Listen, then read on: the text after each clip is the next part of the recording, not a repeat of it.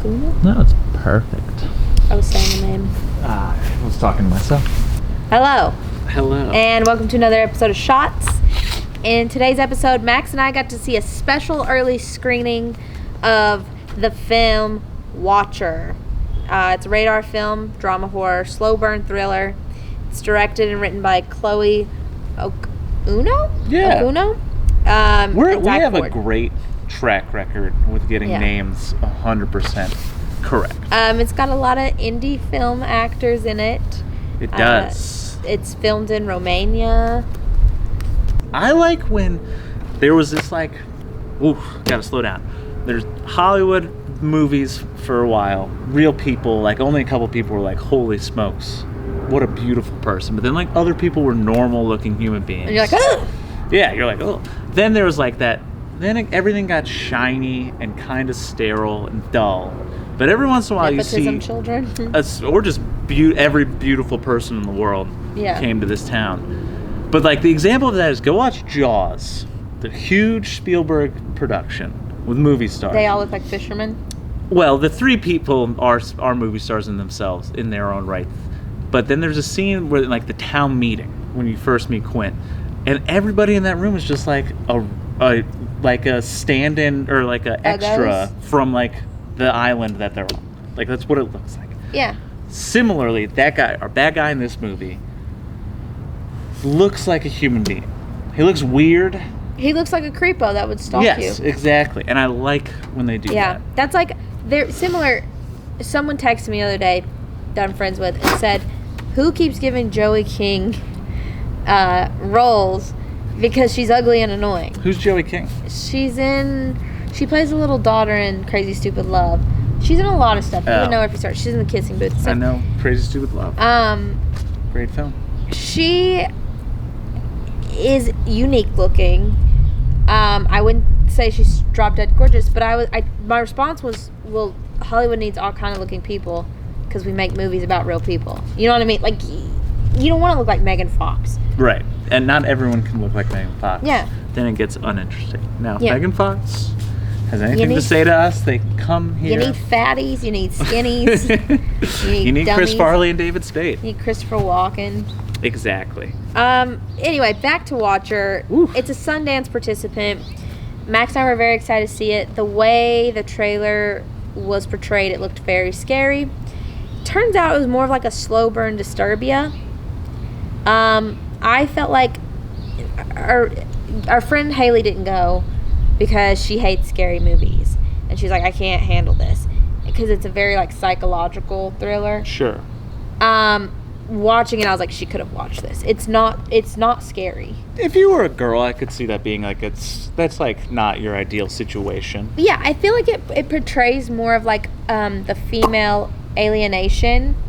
Yeah. In your psyche of the main girl. The premise is she's married to a guy that is half Romanian. They go to Romania for work.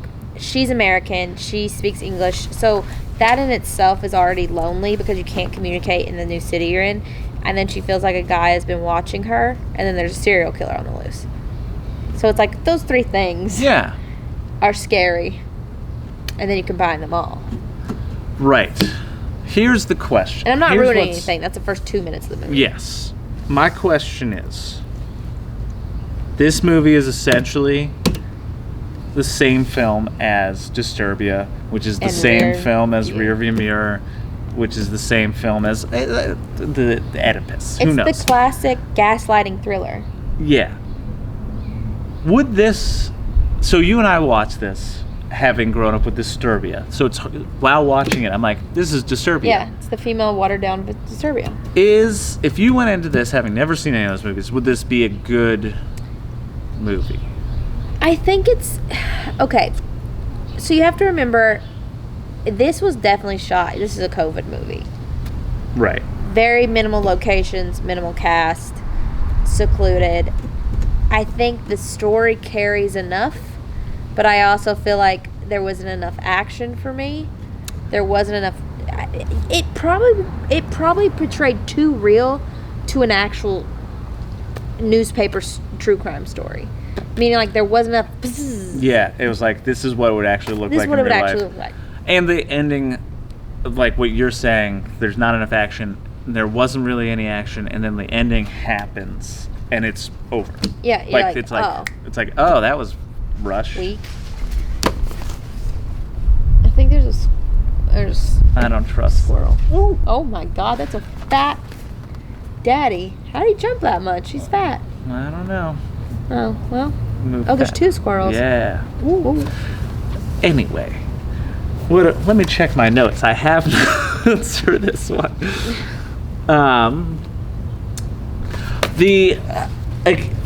I guess this all goes into like pacing, timing, like you're saying in terms of directing and stuff.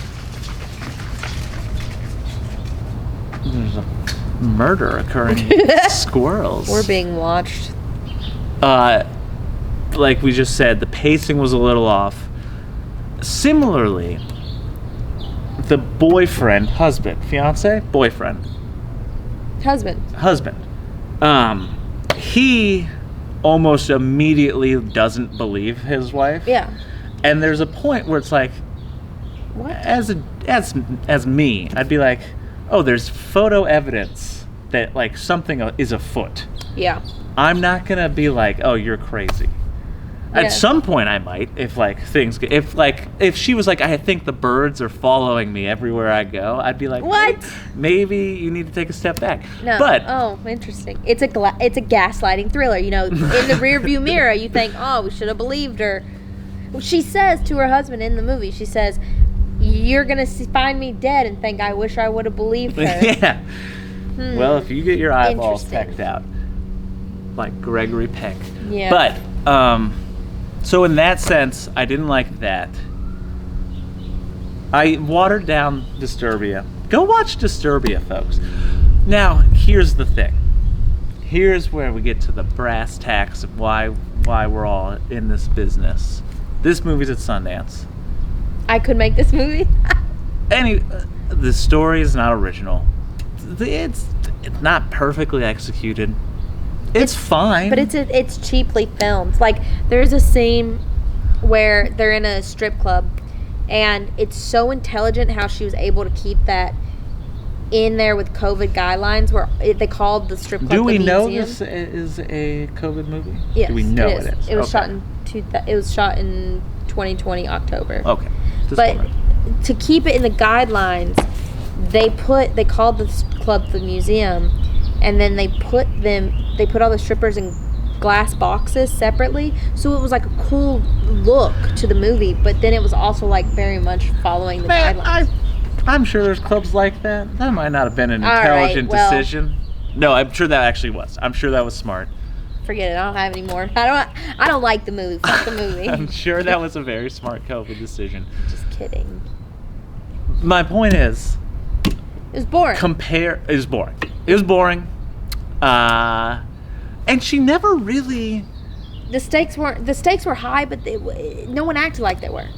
Yeah, like in Disturbia, LaBeouf is like, hey, motherfuckers, losing his like, mind. This is serious. There's people disappearing and shit. And also, like, if I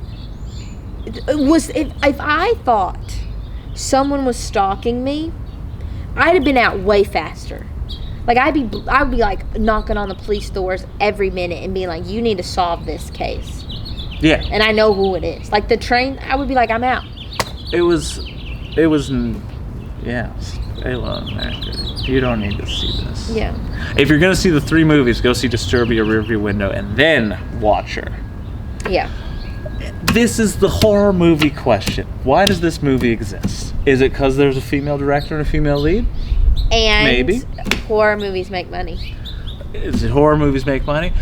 As someone who hasn't written or directed a magnum opus horror movie that changes the game, I still want people to try and make these movies that change, like... But what if someone says that about our movie? They can. If we make a shitty movie, they can. But going to see movies like this, for me... It's fun. It's fun. It's 2 hours out. It wasn't too long, in my opinion. How long was it? I think it was a little less than an hour 30. Really? Yeah. That'd be perfect. Do you want me to look? Nothing longer From now on, nothing longer than 95 minutes. It shouldn't be more than an hour and 35 minutes. It shouldn't be longer. Are you looking at all the stuff I've been looking at? Why do you have play girl? Yeah, it's an hour 31, so Perfect. I was a little wrong. They're in. And it's a Shudder film. And go watch anything on Shudder. I'm changing my tune. I forgot it was Shudder. I will give it, for it to be a COVID indie, I'll give it a 5. Because I enjoyed it. I liked the little actress. I thought they did well. I liked the shots. I thought it was really creative. The first pull-away shot. I liked Romania. Yeah. Yeah, I think they did well with what they were working with. So I'll give it a 5 out of 10. I would say if you want to watch it, I've seen so many worse movies than that. So true. That's a good point. It's a good date movie. It's a good date movie. Yeah. If you are movie buffs who watch a lot, like just watch it and be like, we watched it. If you want your significant other to watch a scary movie, but they're scared of scary movies, this is the perfect one. I give it a 4.8. All right. If you're on Shudder, you could find better things on Shudder. All right. But it's a good date movie. It is a good date movie. Yeah, it's a good date movie.